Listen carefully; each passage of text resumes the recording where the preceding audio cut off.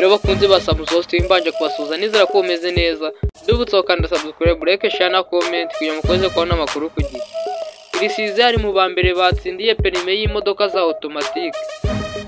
Umuhanzi Rukundo Christian wamamaye nka Kirisizi ari mu byishimo bikomeye nyuma yuko abashije gutsindira perime y'imodoka za automatique. Umuhanzi ugezweho muri iki gihe binyuze mu ndirimbo Sekoma yakoze ikizamini kuri wa gatanu tariki 7 Ugushyingo 2024 mu kigo cya polisi mu Busanza. Yakoze ari kumwe n'abandi bari bariyandikishije bashaka gutsinda. Yavuze ko yakoreye uruhushya rwo gutwara imodoka yo mu bwoko bwa B. Ati navuga ko ari ibyishimo bikomeye kuri nge kuko nari maze igihe nshaka perime, yewe rimwe na rimwe natwaraga imodoka ugasanga nandikiye kubera kutagira uruhushya rwa burundu. Rero nabifatiye gihe no kwitegura. Ndashimira ubuyobozi bwa polisi y'u Rwanda ndetse n'ubuyobozi bw'ikigo cya Busanza kubwo kumfasha. Aya ni amakuru yizewe ahamya ko mu minsi ishize hari n'abahanzi 4 bakoreye ikizamini cya Busanza baratsindwa, ndetse harimo undi wakoze inshuro 2 aratsindwa.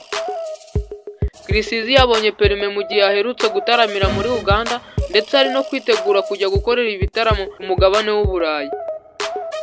Umuvugizi wa polisi y'igihugu SP Boniface Rutikanga aherutse kuvuga ko abitegura gukorera perime za automatique badakwiye kwirara ahubwo bakwiye kwitegura bihagije.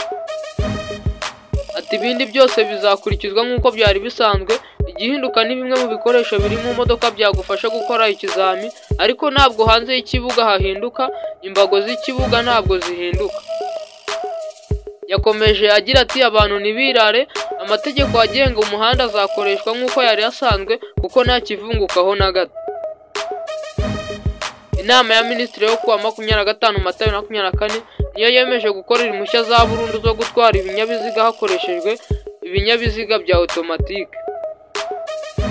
Abantu bazahabwa uruhushya rwo gutwara ibinyabiziga bya automatique biri mu rwego batsindiye nibyo bazaba bemerewe gutwara.